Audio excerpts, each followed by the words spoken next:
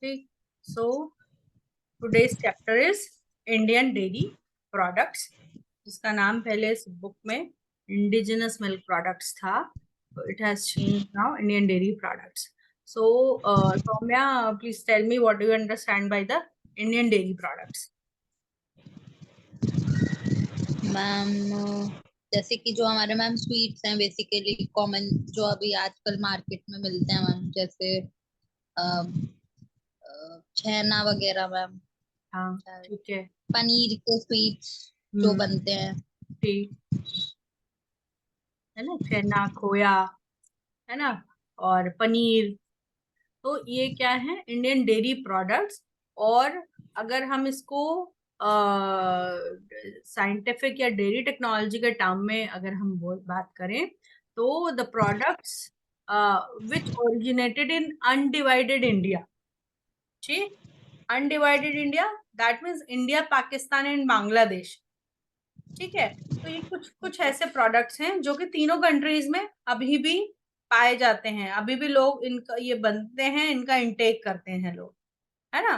तो the lemon में अगर हम बात करेंगे तो the products which originated in undivided India, those are known as the Indian dairy products. ठीक है, तो ये इस तरह का क्वेश्चन आ सकता है. ठीक, और इंडियन ओरिजिन यानी कि इंडियन अनडिवाइडेड इंडिया यानी कि इंडिया, पाकिस्तान एंड बांग्लादेश. ठीक, Indian dairy products and their Western counterparts. So in this table, these are the different Indian dairy products और उनको Western countries में उनको क्या बोला जाता है, ठीक है, वो दिया है. तो और principle of manufacture, it is given Indian dairy products corresponding Western product, principle of manufacture of Indian product and method of utilization of Indian product. ठीक है, तो ये पूरी टेबल बहुत अच्छे से पढ़ लेना. ठीक, तो different types of Indian dairy products are concentrated whole milk products, coagulated milk products, products of the clarified butter for industry. ठीक है, ये तीन तरह के प्रोडक्ट्स हैं basically. Concentrated whole milk products contain the kheer, which is also known as the basundi, khoa, which is also known as mawa, rabri, and kulfi. ठीक है, kheer is known as the condensed milk, खोआ और मावा as evaporated milk, rabri is clotted cream, and kulfi is known as ice cream. These are the Western products. Kheer is prepared by the partial dehydration in open pan. Khoa by open pan dehydration to a semi-solid consistency. ये पूरी lines ना बहुत अच्छे से पढ़कर इन्हें याद करना कि कौन सा प्रिंसिपल इनके मैन्युफैक्चरिंग में यूज होता है. Rabri for partial dehydration in open pan with sugar, and kulfi concentrated milk, sugared and frozen. ठीक है, तो खीर को हम डायरेक्ट कंजप्शन में यूज करते हैं. खोआ से बहुत सारी ट्रेडिशनल स्वीट मीट्स बनाई जाती हैं, लाइक बर्फी, पेड़ा, है ना, गुलाब जामुन में यूज होता है. ठीक, और रबड़ी भी डायरेक्ट कंजप्शन में और कुल्फी भी डायरेक्ट कंजप्शन में यूज करी जाती है. ठीक है, तो these are different concentrated whole milk products. ठीक है, next is the coagulated milk products. Coagulated milk products में वो प्रोडक्ट्स जो कि जो कोआगुलेशन से बनते हैं, ठीक है, या फर्मेंटेशन से प्रिपेयर कर रहे हैं. तो एग्जाम्पल्स आर दही, श्रीखंड, पनीर एंड छना.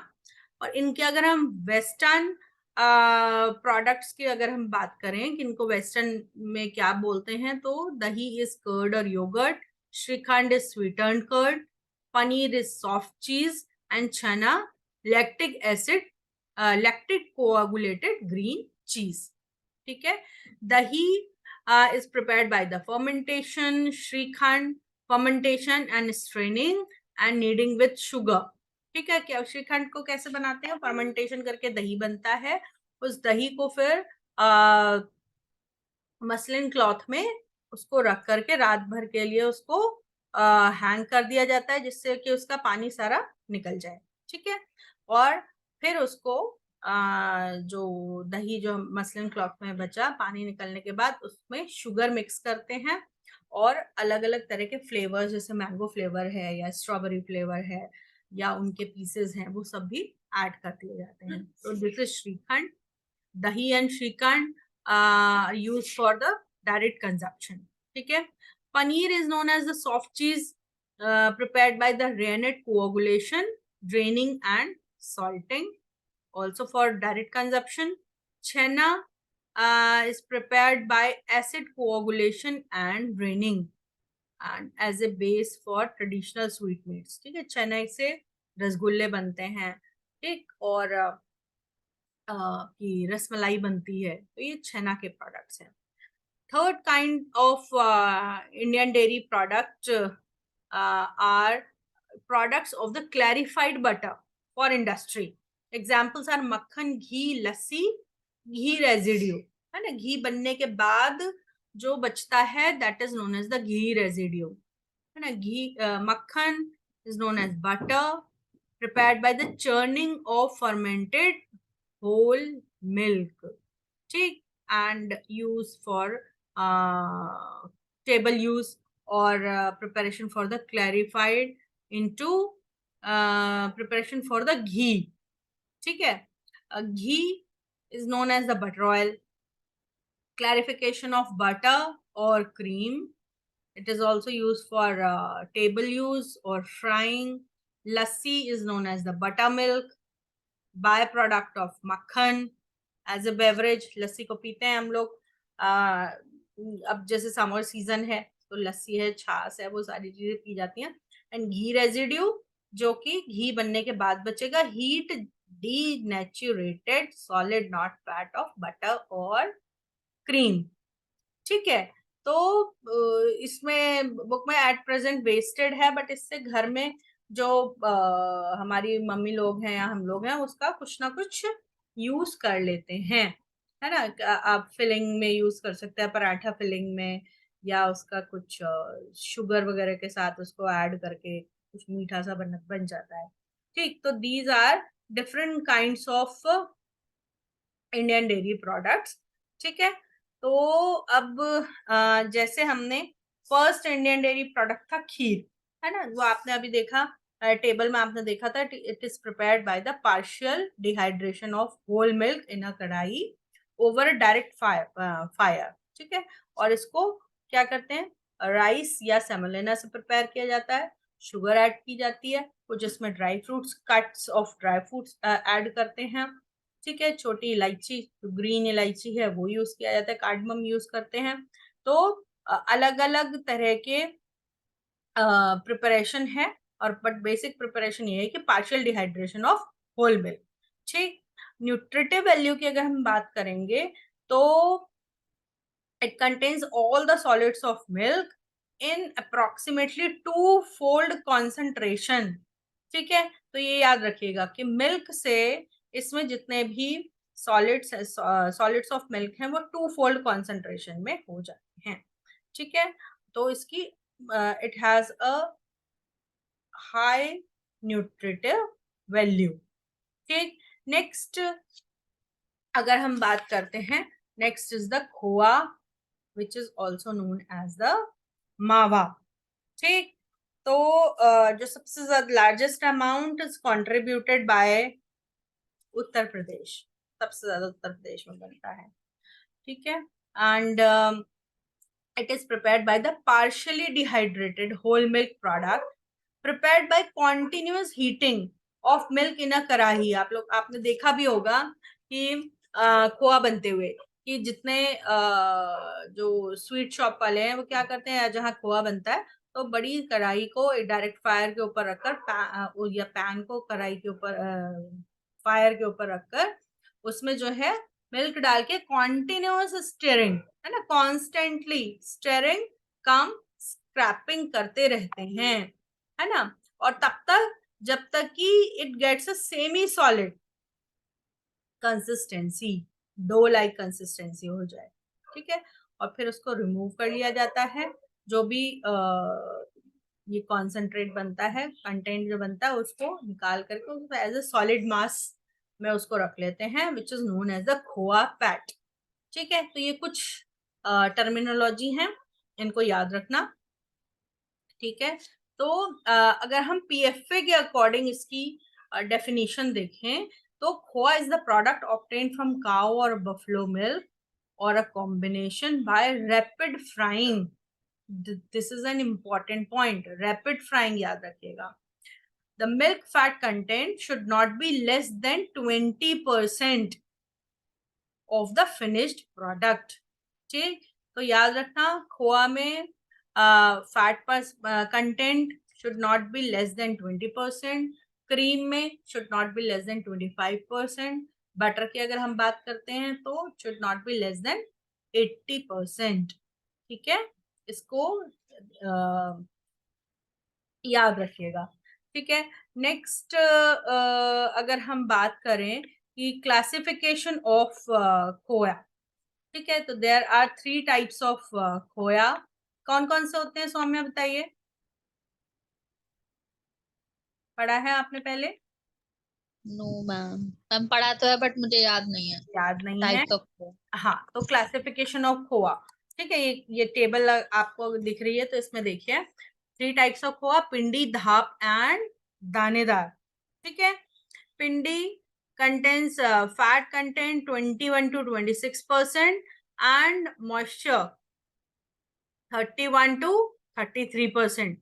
Dhap 20 to 23% fat, 37 to 44% moisture content.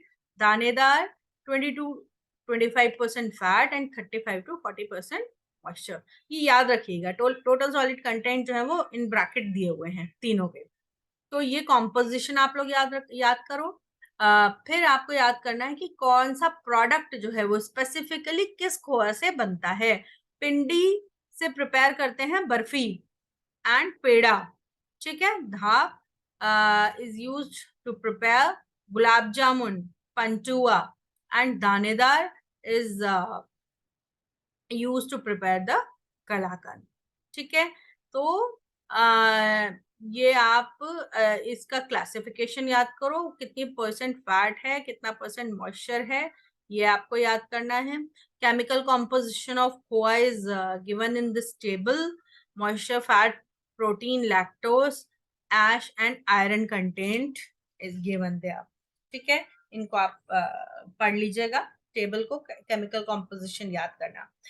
If we talk about the food and the nutritive value, तो खोआ contains approximately milk solid 4-fold concentration। ठीक है, खीर में आपने देखा था 2-fold concentration, और खोआ की अगर हम बात कर रहे हैं तो 4-fold concentration is there। ठीक है, so the nutritive value is very high। ठीक है, and vitamin A, fat soluble, क्योंकि हाई फैट प्रोडक्ट है, तो fat soluble vitamin are present, A and D. ठीक है, and water soluble B vitamin are also present. ठीक है, next point is the physicochemical changes in milk on conversion into khoa. तो first इसमें दिया है चेंज ऑफ स्टेट। मिल्क जो है वो लिक्विड फॉर्म में है, which convert into the solid form. ठीक है, change in intensity of colour. Colour की अगर हम बात करते हैं तो काओ मिल्क का कलर जो है कुछ येलोइश कलर का होता है, और बफलो मिल्क व्हाइट कलर का होता है।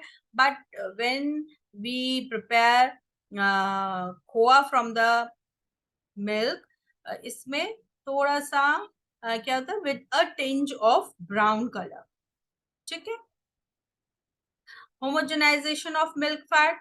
आपको पता है कि व्हेन वी प्रिपेयर द खोआ, तो क्या है, कॉन्टिन्यूस स्टिरिंग कम स्क्रैपिंग हम कर रहे हैं, तो क्या होगा उसमें, विग्रस एजिटेशन की वजह से मिल्क के जो फैट ग्लोब्यूल्स हैं वो सब डिवाइडेड हो जाते हैं। ठीक है, क्योंकि हम एजिटेशन कर रहे हैं एट हाई टेम्परेचर, तो फैट ग्लोब्यूल्स जो है सब डिवाइडेड हो जाएंगे। Next is free fat formation. Free fat is produced because of the rupturing of the fat globule membrane by vigorous scrapping।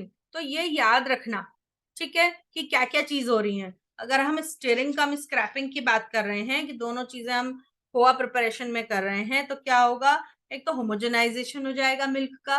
क्यों होगा? क्योंकि होमोजेनाइजेशन में क्या होता है, जो लार्ज फैट ग्लोब्यूल्स होते हैं वो स्मॉलर फैट ग्लोब्यूल्स में कन्वर्ट हो जाते हैं, इसी को ही हम होमोजेनाइजेशन कहते हैं।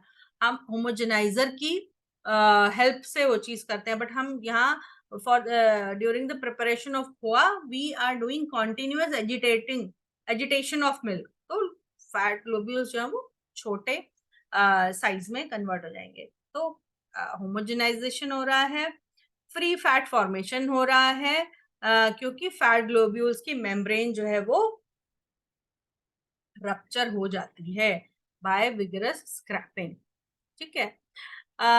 Next is the heat coagulation of milk proteins.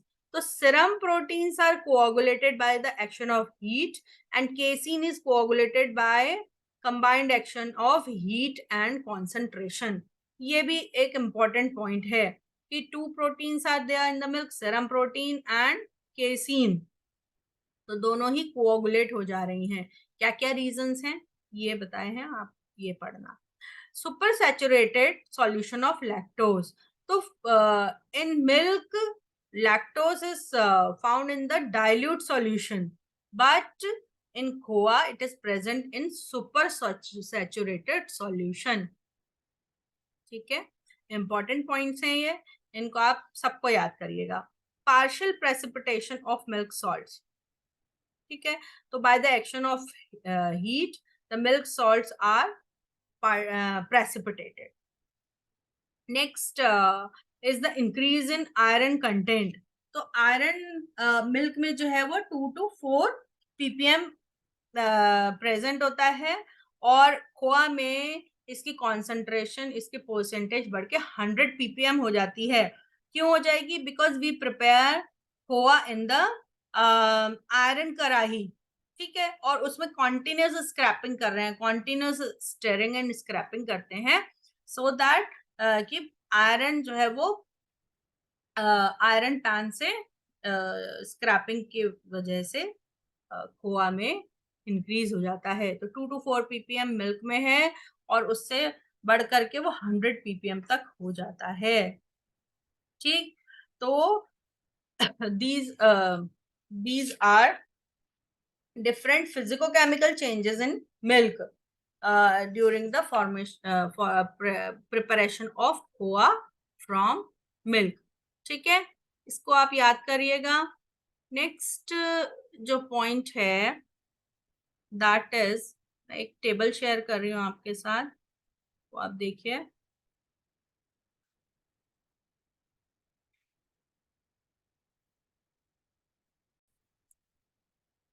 Physical quality of cow and buffalo khoa, ठीक, तो किसके बेसिस पर है? Colour, appearance, body, texture, smell, taste, suitability for sweets, ठीक। ये टेबल आप अच्छे से पढ़ लीजिएगा, जो काउ मिल्क से खोआ प्रिपेयर कर रहे हैं या जो बफलो मिल्क से प्रिपेयर कर रहे हैं। काउ मिल्क से अगर हम प्रिपेयर करेंगे तो it is something straw pale yellow colour, क्योंकि with a tinge of brown, क्योंकि कॉन्सेंट्रेशन है डायरेक्ट हीट पर है, तो ब्राउन कलर का तो आएगा उसमें, लिटिल बिट ब्राउन कलर आएगा, but because we are preparing from the cow milk, तो काउ मिल्क जो है वो पेल येलो कलर का होता है, तो वो एक कलर काउ मिल्क से बने हुए खोआ में भी आएगा। व्हाइटिश, डल और light greenish white with the tinge of brown when we prepare from the buffalo milk, ठीक है। अपीयरेंस की अगर हम बात करें तो cow milk khoya has moist surface, buffalo milk khoya has slightly oily और ग्रीसी सरफेस, क्योंकि फैट कंटेंट ज्यादा होता है बफलो मिल्क में in comparison to cow milk. Body slightly hard for cow milk khoa and soft for buffalo milk. Texture slightly sandy and buffalo coa for smooth and granular, smell rich and nutty, and buffalo coa is also rich and nutty, taste slightly salted, और buffalo milk खोया slightly sweet, and suitability की अगर हम बात कर रहे हैं तो cow milk खोया is suitable and buffalo milk खोया is highly suitable for the preparation of different kinds of sweet meats. ठीक है, तो ये इसको याद करना, अच्छे से पढ़ लेना, इसे याद करिएगा आप, ठीक है। और एक इम्पॉर्टेंट पॉइंट और है कि गुड क्वालिटी खोया should be a compact mass of very small uniformly sized granules, ठीक है। तो कुछ ग्रेन्युलर लाइक स्ट्रक्चर होना चाहिए गुड क्वालिटी खोया का, ठीक है। और if we talk about the microbiological quality, तो इसमें क्योंकि ये हीट ट्रीटमेंट है, हम इसमें एजिटेशन करते हैं, हम स्टेरिंग एंड स्क्रैपिंग कर रहे हैं, मॉइस्चर को हम रिमूव कर दे रहे हैं, तो इसमें जो है माइक्रो ऑर्गेनिजम्स कम होने चाहिए। लेकिन क्योंकि ड्यूरिंग द स्टोरेज, ठीक है, स्टोरेज अगर प्रॉपर तरीके से नहीं होगा तो मार्केट खोआ में स्पोर फॉर्मर्स, इंडियन मार्केट में स्पोर फॉर्मर्स प्रेजेंट होते हैं, है ना। कई सैंपल्स ऐसे हैं जिसमें स्पोर फॉर्मर्स पाए जाते हैं, ठीक। तो ये तो है आपका खोया का। अब हम बात करेंगे ओवररन इन खोआ। ओवररन की कौन कौन से और प्रोडक्ट्स में ओवररन यूज किया जाता है? ओवररन की मीनिंग क्या होती है पहले बताओ। मैम नहीं पता, नो आइडिया। अरे ये तो बहुत कॉमन वर्ड है ओवररन, कि कोई भी प्रोडक्ट जो है वो जितना उसका अपना वेट है उससे ज्यादा, जो प्रोडक्ट है उससे ज्यादा अमाउंट में हमें मिले, that is known as the overrun, ठीक है। इफ वी टॉक, जैसे जैसे आइसक्रीम है ना, तो क्रीम है, तो क्या करते हैं हम लोग, एजिटेशन करते हैं। एजिटेशन में मैंने आप लोगों को बताया था कि उसमें क्या होता है, एयर इनकॉर्पोरेट होती है, एयर इनकॉर्पोरेट होने से उनका वॉल्यूम बढ़ जाता है। तो क्या होता है कि जो उनका पहले का वेट होता है, नॉर्मल वेट, उससे एजिटेशन के थ्रू उसमें एयर इनकॉर्पोरेशन के थ्रू एक्सेस वेट मिलेगा हमें, ठीक है, ज्यादा बढ़ जाएगा, तो that is known as the overrun, ठीक। आइसक्रीम में 100% ओवररन होता है, ठीक। ये इंपॉर्टेंट पॉइंट है, इसको आप लोग याद कर लेना, जब आइसक्रीम पढ़ाऊंगी तब भी इस चीज को मैं रिवाइज करूंगी, ठीक। तो when we talk about the over in khoa, it is the excess weight of coa over the amount of total solids used in its production, ठीक है, chiefly influenced by the moisture retained in coa and the losses of milk solids, ठीक। और अगर हम calculation की बात करेंगे तो percent overrun is equal to K minus T S upon T S into 100। तो के क्या है, weight of khoa in kilogram, and T S is the weight of total solids in milk in kilogram, ठीक है। तो this is the overrun at low temperature 5 to 10 degree centigrade पर अगर हम करेंगे तो शेल्फ लाइफ इंक्रीज हो जाएगी खोआ की, ठीक है। तो it is all about the product khoa. अब हम नेक्स्ट प्रोडक्ट पे चलते हैं।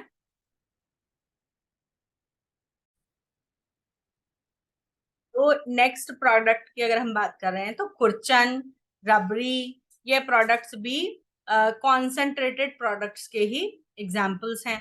When we talk about the kurchan, it is a concentrated sweetened whole milk product prepared by simmering milk without stirring। देखो थोड़ा सा डिफरेंस है इसमें, है ना। खोआ की अगर हम बात कर रहे हैं तो हमने उसे हाई फ्लेम पर रखा था, कॉन्टिन्यूअस स्टिरिंग कम स्क्रैपिंग कर रहे थे। खुरचन की जब हम बात कर रहे हैं तो ये भी कॉन्सेंट्रेटेड है, स्वीटेंड है, इसमें हम शुगर ऐड कर रहे हैं, खोआ में नहीं ऐड की थी।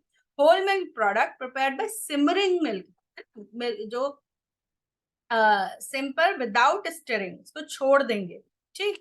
और क्या होगा, जिससे कि थिन क्रीमी लेयर बनेगी, ठीक, सरफेस पर, and slow evaporation of water, after which sugar is added to the concentrated product.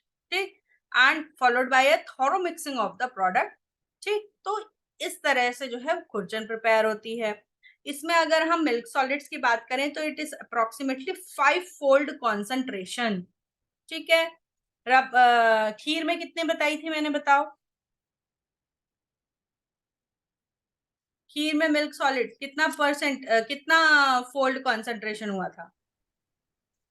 खीर के अंदर 2-fold था मैम ना? 2-fold था, हाँ। और खोआ में?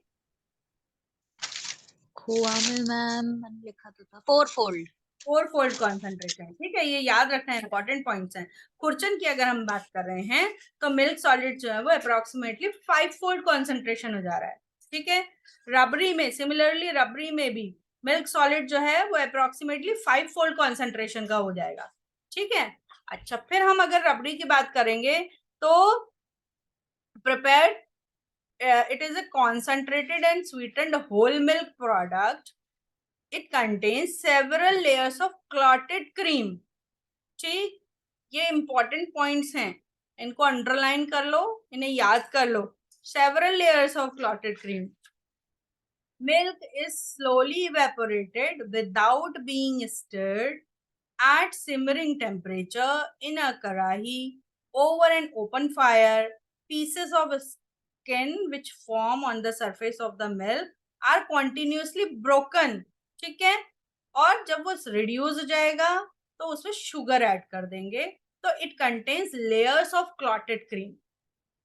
ठीक है, जो कि which are immersed in the mixture of the final product. तो देखो डिफरेंस है, ये डिफरेंस समझना। खोआ में हाई फ्लेम है, कॉन्टिन्यूस स्टिरिंग कम स्क्रैपिंग है, जिसकी वजह से क्या हो जा रहा है, होमोजेनाइजेशन हो जा रहा है ना। खुरचन में सिम पर रख रहे हैं, कोई उसको अनडिस्टर्ब रखेंगे, बिल्कुल भी स्टिरिंग नहीं कर रहे हैं, लेयर बनती जाएगी और वो धीरे धीरे कॉन्सेंट्रेट हो जाएगा। जब बिल्कुल कम रह जाएगी, कॉन्सेंट्रेशन बहुत बढ़ जाएगी उसकी, तो मिल्क जो है एकदम कॉन्सेंट्रेटेड फॉर्म में आ जाएगा, तो लास्ट उसमें शुगर ऐड करके उसको हम जो है उसकी स्टिरिंग कर दे रहे हैं लास्ट में। ठीक, रबड़ी में क्या कर रहे हैं कि उसको भी सिम पर रखेंगे, यानी लो फ्लेम पर रख रहे हैं। जैसे ही उसमें एक थिक लेयर बनेगी तो उसको ब्रेक कर दिया जाता है, थिक लेयर को। ठीक है, फिर बनने देते हैं, फिर उसको तोड़ देते हैं, फिर इस तरह से बार बार उसको ब्रेक करके, तो लास्ट में जो प्रोडक्ट बनता है उसमें ऐसे broken thin thick layers of cream product में मिलती हैं। ठीक, ये डिफरेंस समझ में आ गया, प्रिपरेशन का डिफरेंस। Yes ma'am. ठीक, और मिल्क सॉलिड्स जो है वो 5-fold कॉन्सेंट्रेशन में प्रेजेंट होते हैं, शुगर इसमें ऐड की जाती है। ठीक है, नेक्स्ट प्रोडक्ट की अगर हम बात करेंगे तो दैट इज द कुल्फी। ठीक है, it is a type of frozen product. Western की अगर हम बात करें तो आइसक्रीम कहते हैं। आइसक्रीम और कुल्फी में अगर हम कंपैरिजन करें तो उसके लिए एक टेबल है जो मैं शेयर कर रही हूँ आपके साथ। ठीक है, अगर if we do the comparison with ice cream तो क्या है, ice cream is a western product, kulfi is indigenous standard composition, kulfi variable composition, scale of manufacture usually large or usually very small, freezer used, modern batch or continuous, and crude indigenous or imported for kulfi. Sequence followed, freezing first, packaging later. Kulfi में packaging first, freezing letter. ये समझ में आया ना आपके? कुल्फी आपने खाई होगी, उसमें मिलती है केस में, है ना, टिन का केस होता है, उसमें एक एक स्टिक लगा करके मिली हुई होती है। Yes ma'am. आते हो ना, तो उसमें क्या करते हो, जो जो उसका केस है उसमें पहले लिक्विड फिल कर दिया जाता है, उसमें जो स्टिक है वो डाल दी जाती है और उसको फिर फ्रीजिंग के लिए रखते हैं। ठीक, तो ये डिफरेंस है देखो, आइसक्रीम में पहले फ्रीजिंग होती है फिर पैकेजिंग, कुल्फी में पहले पैकेजिंग कर रहे हैं और फिर फ्रीजिंग कर रहे हैं। ठीक है, sanitary conditions usually high for ice cream, usually low for kulfi, overrun, standard, and in kulfi partially nil. ठीक, ये याद रखना, आइसक्रीम में 100% ओवररन रहता है और कुल्फी में partially nil overrun. Body and texture usually soft and smooth for ice cream, hard and coarse for kulfi, and food and nutritive value high for ice cream and kulfi के लिए लो बता रहे हैं। ठीक, तो